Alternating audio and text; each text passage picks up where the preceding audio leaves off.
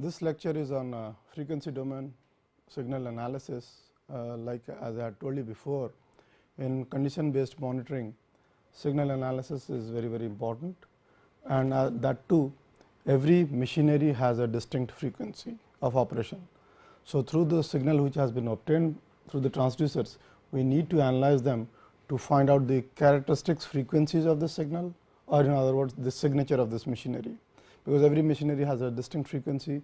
So, how do we find out the frequency of that machine in a particular signal which we have acquired.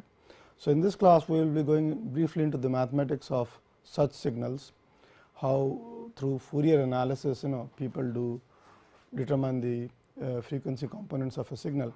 For example, you all would recall in your undergraduate maths class on Fourier transform, the teacher would have given you many waveforms. It could have been sawtooth and square wave, etc., triangular, and told you find out the A, B and C coefficients, and then expand this waveform as a series of sums of sines and cosines.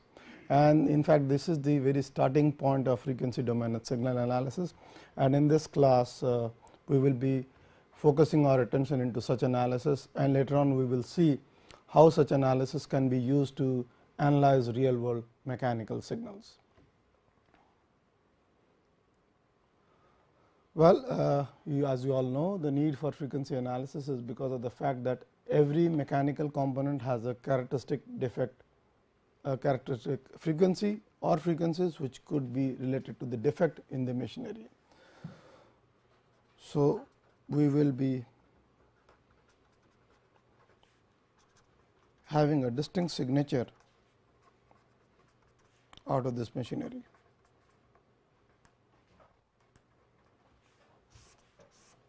This signature is its characteristics frequency. For example, if a machine is rotating at say n rpm, its rotational frequency is nothing but n by 60 hertz. So, if I have a say just a machine, maybe a shaft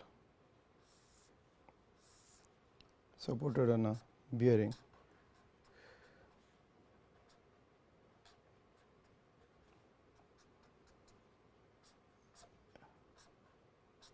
and this was rotating at n rpm, and if I had put an transducer here, okay, you all can appreciate the fact that in the time domain the signal obtained by such a transducer would somehow look like this, and the inverse of its time period is the frequency f is equal to nothing but n by 60 is equal to 1 by t, where t is in seconds. Okay. So, this is a simple signal coming out of a machinery. Well, if the signal is of this form, I can very easily tell the frequency is the inverse of the time period, and such a signal having just one frequency is usually known as a pure tone signal. But you will realize later on, you will see actual signals coming out of machinery. No such signal from an actual machine is of such a single pure tone. In fact, if you are to measure or record the signals out of real machineries, this could be of this nature. Signal out of an actual machine. So, if I asked you the frequency of this signal, you all will be lost as to, well, how do I find out the frequency of such signals, because I do not see a distinct time period, they are randomly varying. So, this is the problem we have in front of us. How do we estimate frequencies of the signal? And obviously, this is not a pure tone signal, this is not a single frequency signal, there are many frequencies. The problem before us is how do I find out the frequency contents in the signal. So, that is what we are going to look into in this frequency domain signal analysis in machineries, and we will see how we can do that. Okay. So, because of the fact why again frequency domain signal analysis is important, because signature of a machine component is unique. Okay, when I am talking about, say, in a machinery, ball bearing, gear, pulley, impeller, etc. A rotating shaft. Rotating shaft itself can manifest in many ways, as an unbalance, as a cracked shaft, as a misaligned shaft, as a loose shaft, as a bored shaft. So, there are many ways. So, each of these mechanical conditions, be it a defective bearing, defective gear, defective pulley, unbalanced impeller, impeller with a blade not present. So, they all will have different characteristic frequencies. So, if I got such a signal from a machinery where all these components were there, and if I can find out the characteristic frequencies of the defects, I can pretty well say, well, the defect has occurred, because I see that frequency in the signature obtained from this machinery. Very simple to know. You have the students' roll list and you ask everybody to sign. Those who are present, they will sign. So, you will know in this class these students are present. Similar to that, if I know everybody's signature beforehand, and if I do a signature analysis and if I see the frequency components showing up, I can pretty well say, well, perhaps this defects occur, because their characteristic frequencies have come up in the analysis which I have done. Okay. Now, let us see how we do such analysis. For example, I have just explained to you before that this is a 10 hertz pure tone, because the time taken from 1 minimum to the next minimum is about 0.1 seconds, exactly 0.1 seconds. Okay. And if I take the inverse of this, I will get its frequency, 10 hertz pure tone. In an oscilloscope, if I get such a signal, I can just take the inverse of the time period and then find out the frequency content of that signal. But and if I do the spectrum of this pure tone, I will get what is known, and this is in frequency. So, I will get a peak at 10 hertz. Okay. If I notice this had an amplitude of 10, whatever the unit, 10 volts or 10 whatever mechanical units. So, this is its amplitude. I know its time period. So, in the frequency domain, once the analysis has been done, I also see a 10 amplitude and also frequency of 10, because this is 50, and if I can divide it by 5 times, this comes to 10 hertz. Okay. Now, we will take it a little forward, in the sense, if I have just added 2 sinusoids, it will be very difficult if I asked you what are the 2 frequencies present in this signal. Some of you may estimate and do a correct estimation, but now imagine today it is 2 sinusoids, tomorrow it could be 30 sinusoids, 50 sinusoids. If I sum them up together, you will have a signal which I had just described, like the signal out of a real world machinery signal, and this is the problem we have in hand. So, a real world signal looks in fact even worse than this. It is not even as uniform and simple like this. Those of you who have done experiments in the lab must have seen this in the on the oscilloscope or on your analyzer. Okay. So, I have just done the analysis of this signal, and I will show you this is what in fact it is. It is the summation of a sine wave of 10 hertz and with an amplitude 10, and another with an amplitude of 5 and a frequency of 50 hertz. So, if I have to write this signal, so the composite signal x t is nothing but 10 sine 2 pi times 10 t plus 5 sin 2 pi 50 t. Okay. So, if I just replace this as a sin omega t. Okay. So, omega is equal to 2 pi f. So, in this problem we have f, in one case f 1 is 10 hertz, other case f 2 is 50 hertz, a 1 is 10 and a 2 is 5. Okay. Just by comparison I have such a signal. Now, I could mathematically add many functions, okay, and then get up this signal. Okay. But in the real world signal, I have signal like this. If I can break it up into such components, I will know, yes, this frequency has f 1, f 2, f 3, and that is what we will be using the concept of Fourier analysis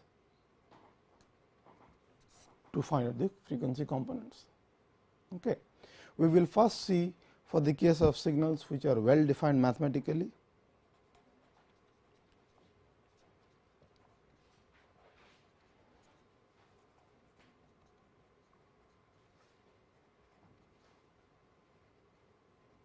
That means they can be described by a mathematical expression or a function. Okay.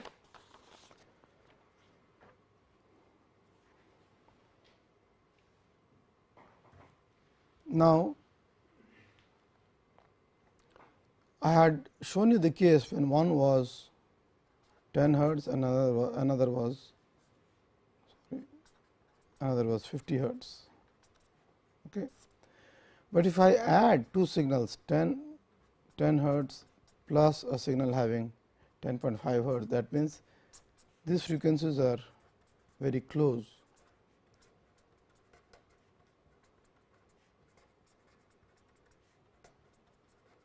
Very close. Then what happens when the frequencies are close? A phenomena, the resultant amplitude looks something like this. That is, the amplitude suddenly increase, decrease, okay, and this is known as the signals are beating or beat phenomena has occurred, where the signals are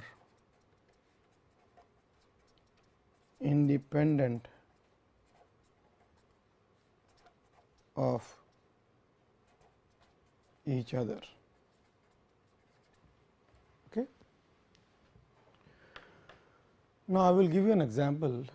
There are ways, Fourier series is one method of estimating the frequencies of the signal, but there are other methods to find out the frequency of the signals. Okay.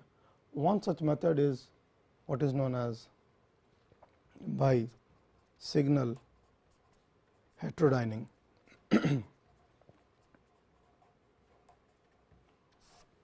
I will pose you a problem in the case, in the sense, suppose in this signal one is 10 hertz and another is 10.5 hertz.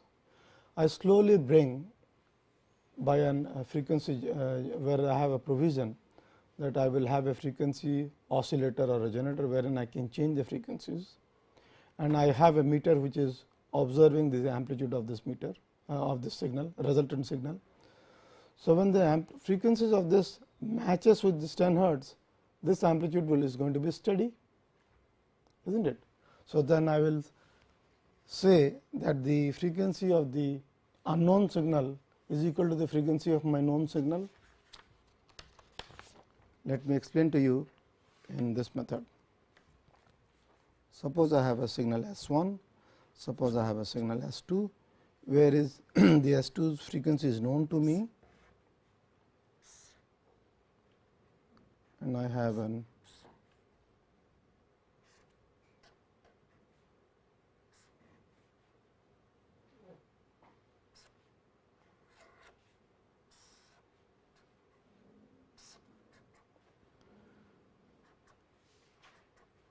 okay.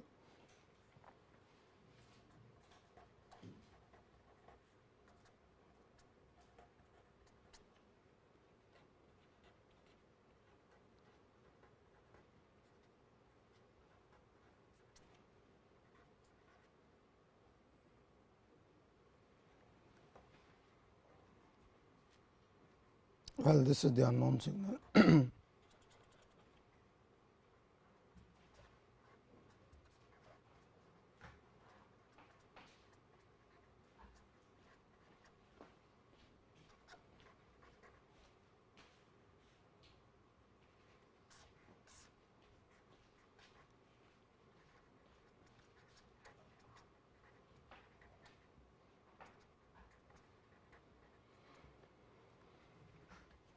Now, my problem here is to know the frequency of this unknown signal.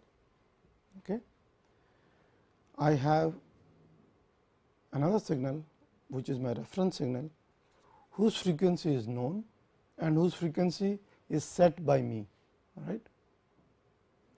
So, if I was to, if these two frequencies were well apart, I will be having certain frequencies here.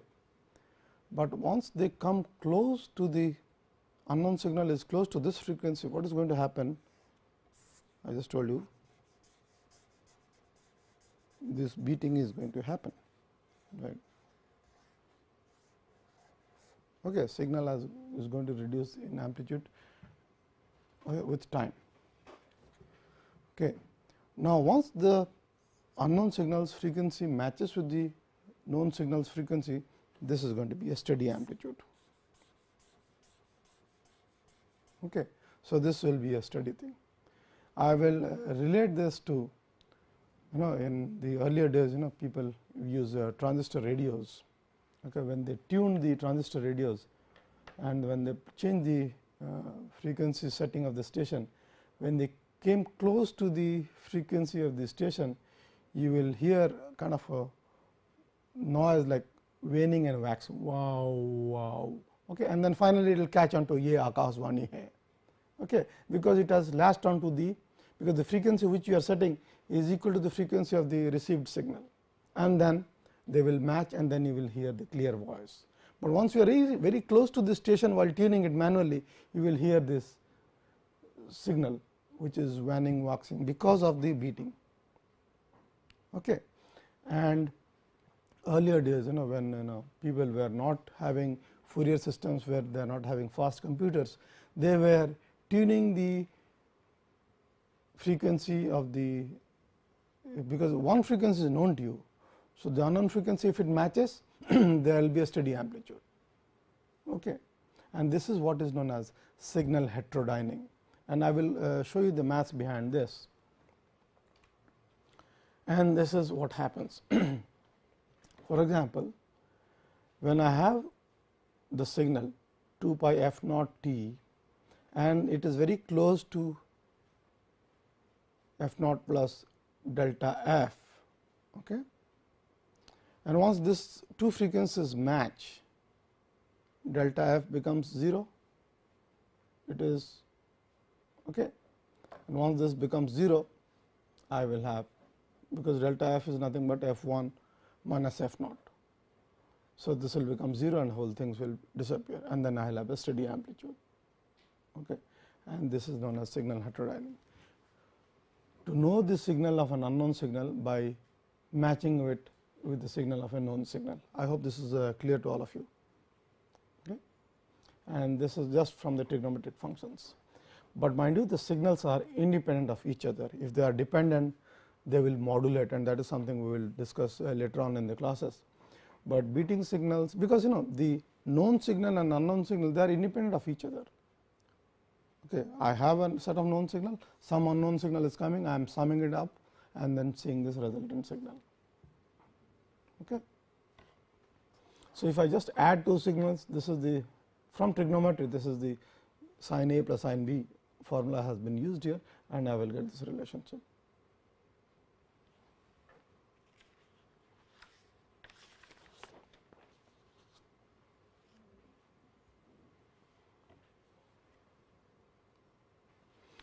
Now, another way of finding out the frequency, because I am telling you certain tricks which are used without even using Fourier analysis, and one such is heterodyning, another one is comparing the signals. If signals, if you do this if the signal is the two signals are the same frequency, this is if one is in the x axis, other in the y axis, I will get a plot of like this. If one is the twice of the other, I will get such figures, and these are known as Lissajous figures, and these are mostly used in orbit analysis. By this we can find out the relative ratios of the frequency of the signals. Okay.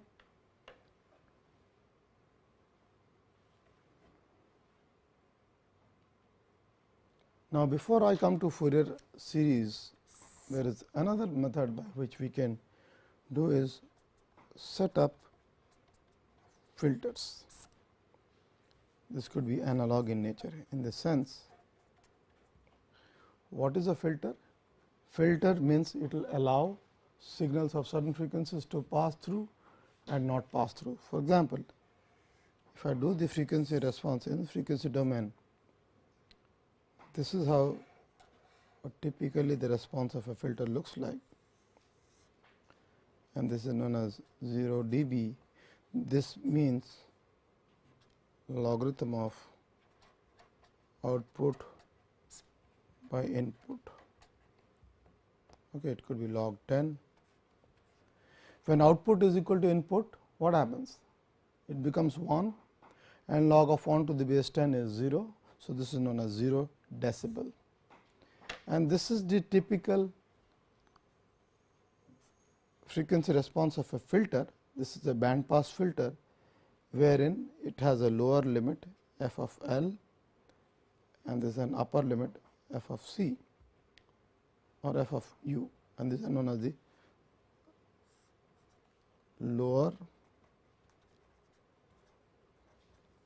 cutoff frequency, and this is known as the higher cutoff frequency. Okay. Now, an ideal filter, what would happen in an ideal filter? They should be very sharp. Okay. But this does not happen, it takes certain other frequencies, because this is known as the filter roll off, and this depends on the order of the filter. I mean, I can have a sharp filter, sharp band, or a steep, depending on the order of the filter. We will not discuss this in details, but such filters are available in the market, wherein I know the lower frequency and the higher frequency. So, if there is an unknown signal,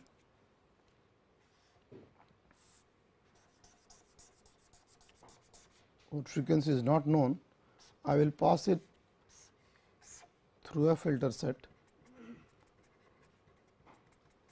wherein I know the f lower and f upper, and if I get some signal, I know that this signal is devoid of, or this signal has only the signals in, or I can look into them in also in time domain. This is all in time domain. This means that The frequency in this is between f upper minus f lower, and this is the frequency bandwidth. Here all frequencies are present. I do not know what they are in stage 1. I pass them through a filter in stage 2. In stage 3, if I get certain signal, I know the frequency of this signal is only between f upper and f lower, right? No problem. All in time domain. I need not know what the exact frequencies are. Well, question is, now if I want to know what the frequencies are, I can make this bandwidth very, very small. I can put a series of filters with very narrow bandwidths, isn't it?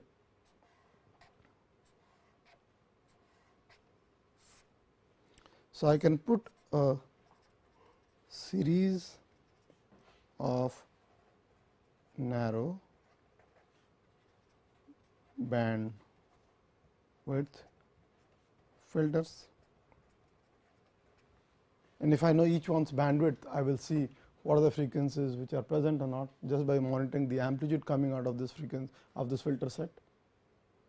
So, I can have a filter set wherein these bandwidths could be tuned, they could be digitally programmed, they could be operated through a software, they could be set manually. So, there are many ways by which we can do that. Traditionally, when the computers were not available, people used such analog filters, very broadly analog filters were used. They would manually tune the frequency of this filter set, see the amplitude at the output of the filter set. But nowadays, there are computers where we can vary. In fact, this bandwidth could be as low as 0.01 hertz, very fine resolution of 0.01 hertz, next is 0.01 plus 2 into 2 into 3 into 4 into 5, and then I can have series of such digital filters. Okay. And this could be done very serially, okay, one after the other. But this, as you will see, will be very, very time consuming, and it cannot be done in real time, and there are problems associated with it. Okay. Nevertheless, filters can be used, analog filters, digital filters, to do such analysis. While I am on the subject of filters, I should tell you about few other filters and how their responses looks like in the frequency domain. Traditionally, we will be using about 4 types of signal. A signal of filter of this sort, this is the response of the filter. Another could be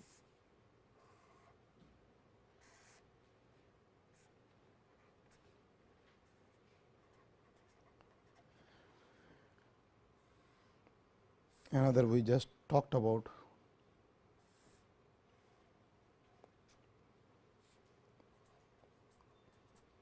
and another is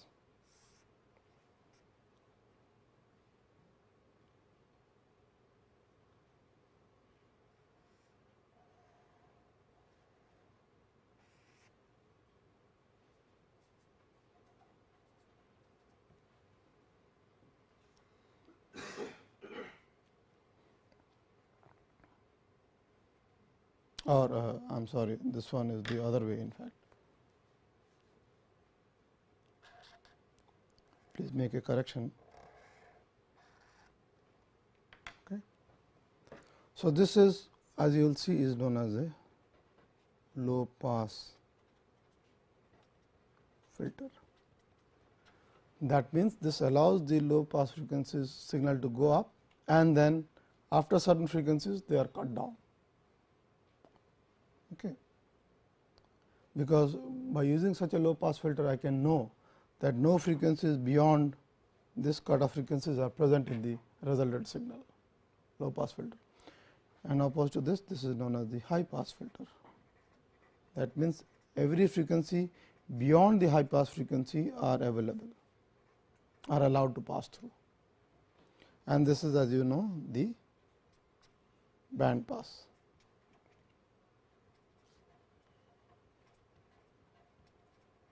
And this is, it will kill a particular frequency, and this is known as a notch filter.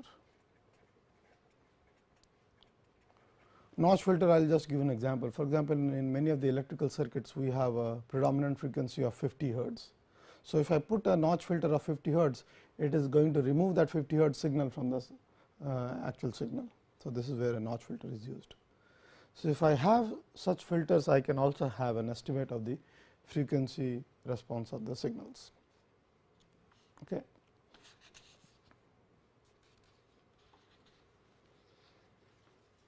Now, we will look into the another theory behind frequency domain analysis, and that is what is known as this Fourier analysis. And I am sure this is a very important analysis which is used in engineering.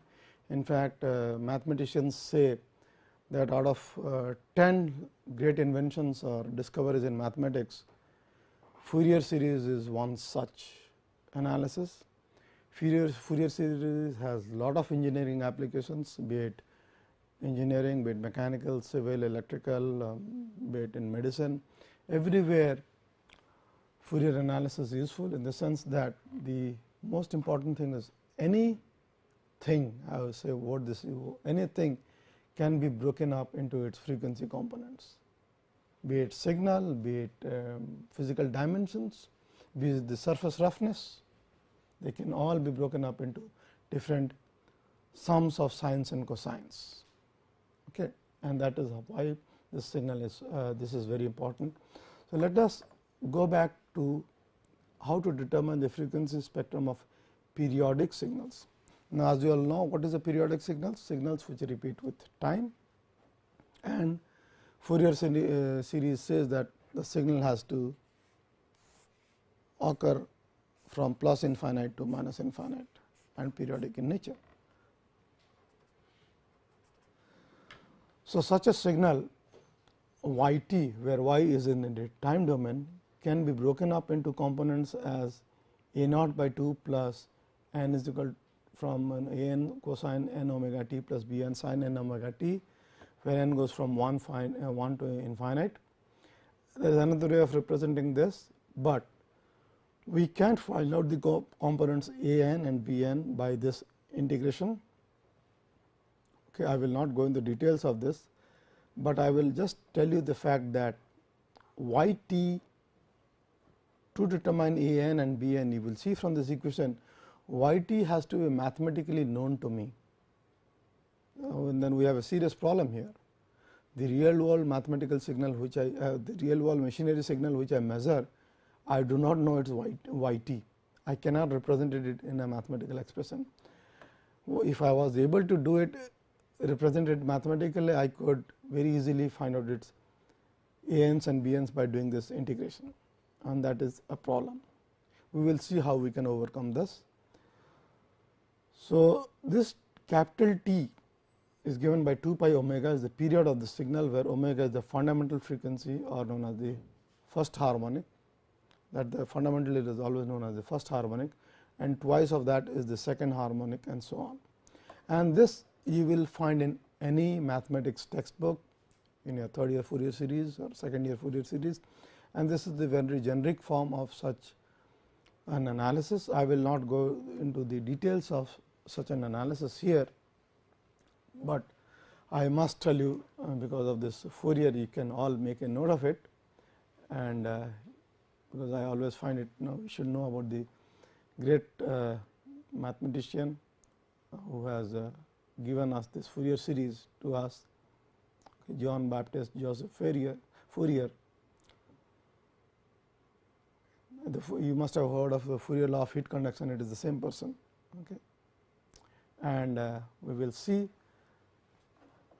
in this work he showed that any function of a variable may be expanded in a series of sine functions, a result which is frequently used in mathematics and science today, and which we are going to use in this class.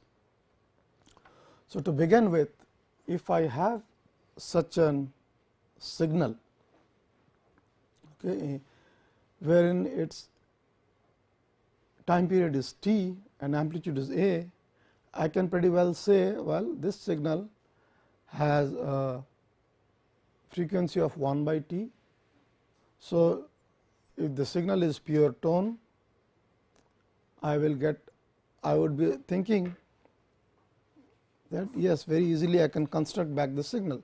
Well, if I was to construct, I will only get a sine wave back, isn't it? If I just take the fundamental.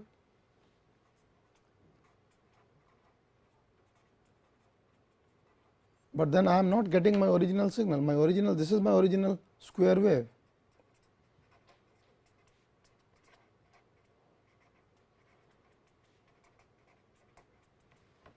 Okay. But then if I expand the Fourier series, there will be the other terms, and other terms are very, very important. So, if I was to take the definition of this Fourier, apply this on this square wave, and I was to estimate a n comes out to be 0, because the frequency is divided from 0 to t by 2. If I go t by 2, it is there is a typo here, this is not 1, this is t by 2. Okay. So, 0 to 2 by 2 this is a sorry excuse me, this is a, and t by 2 to t it is minus a, the second half. So, this one is a and this one is minus a. So, I have broken up the signal into two halves, and then similarly if I do this, I will land up with a component of this form, a n is 0 and b n is equal to 4 a by n pi. So, square wave can be broken up into different components. Okay.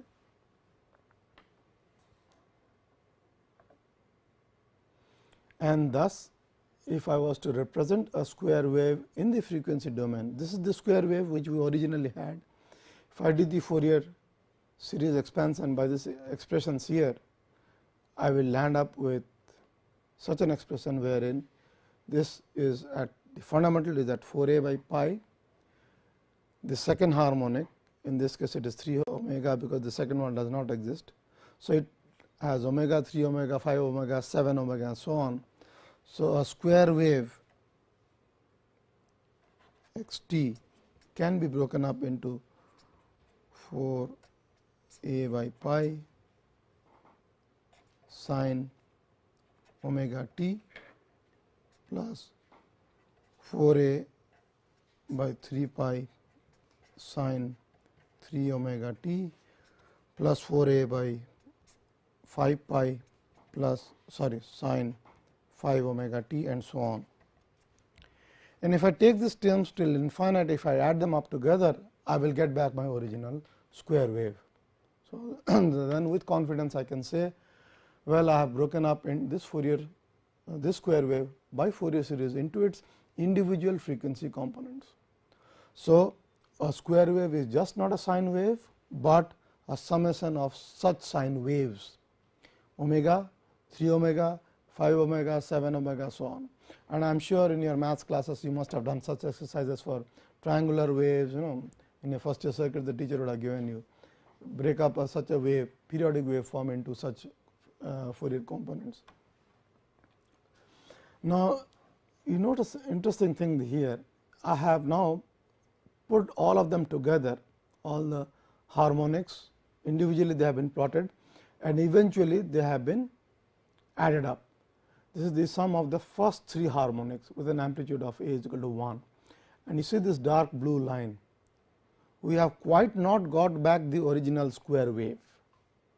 Had I added more terms, of course, we cannot go up till infinite, but with large number of terms you will see that you will get back your original square wave. What this means is this square wave consists of frequencies of omega, 3 omega, 5 omega, 7 omega, etc.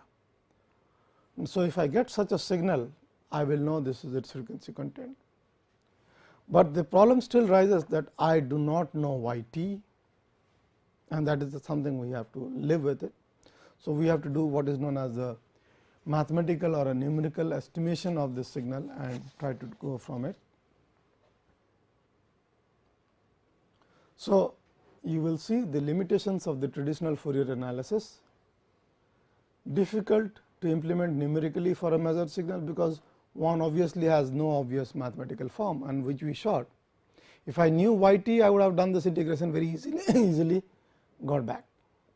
And another limitation of this Fourier analysis is it is limited to periodic signals. It cannot handle transient waveforms or random signals. For example, a signal which just occurs like this,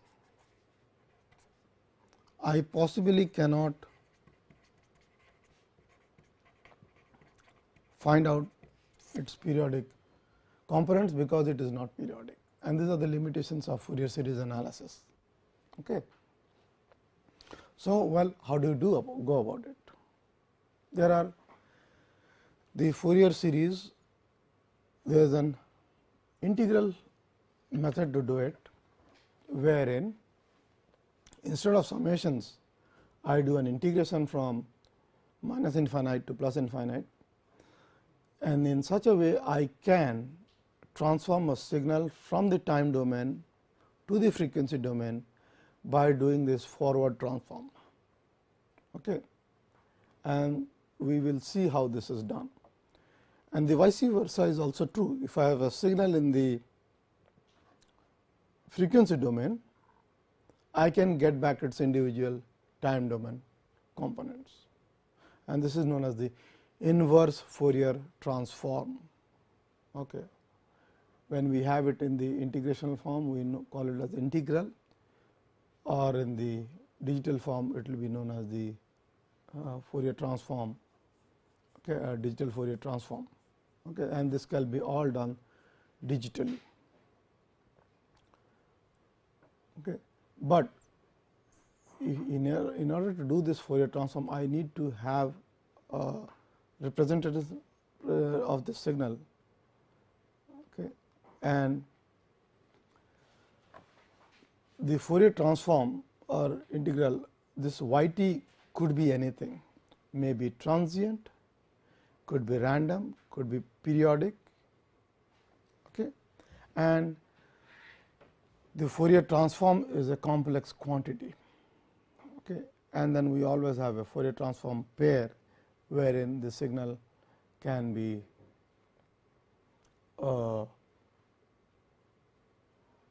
related from time to frequency or frequency to time.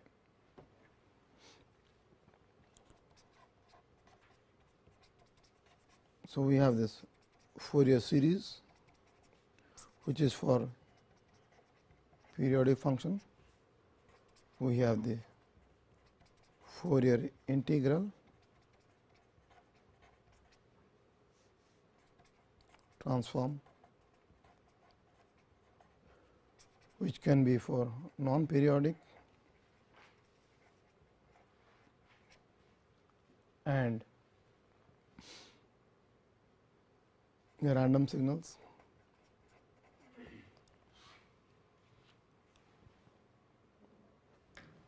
And then if you look back here,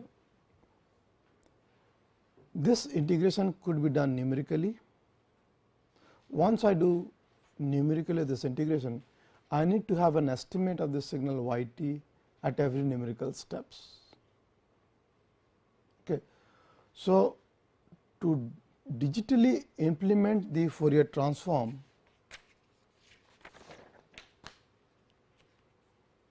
I can call it as digitally implement Fourier transform, or sometimes it is known as discrete Fourier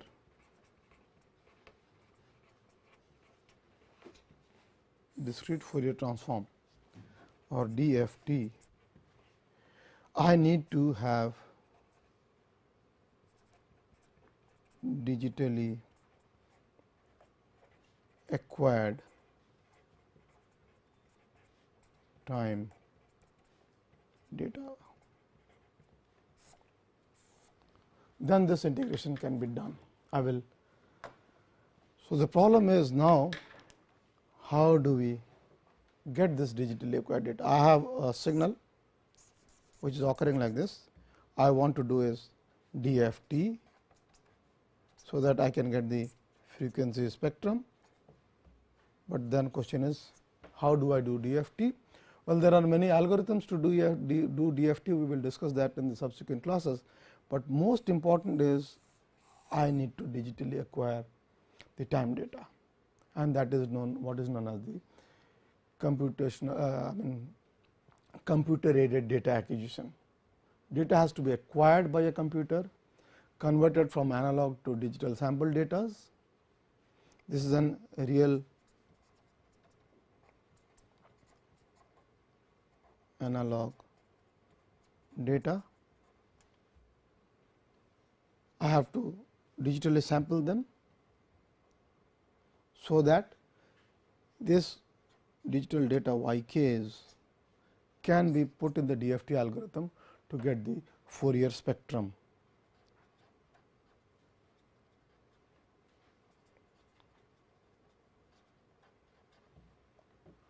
Once such Fourier spectrum is obtained by us, we can see how this analysis can be done. Okay. So, as a homework, I could ask you to try out the Fourier series of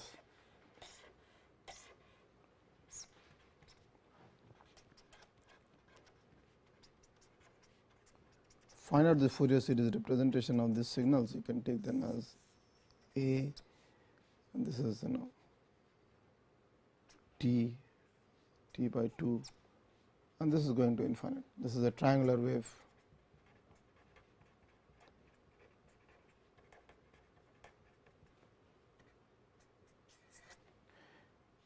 Another is you could have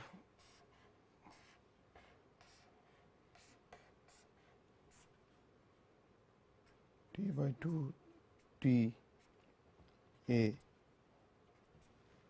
okay, a positive sided square wave where the negatives are chopped.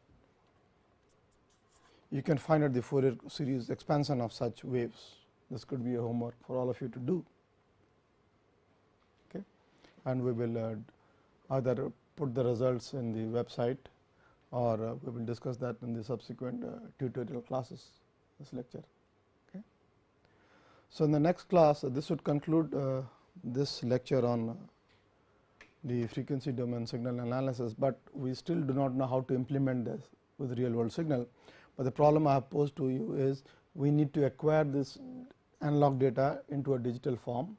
Once this data is there, there are many algorithms which we will be putting in to find out the frequency estimate of the signal, and we will discuss that in the subsequent classes. Okay. Thank you.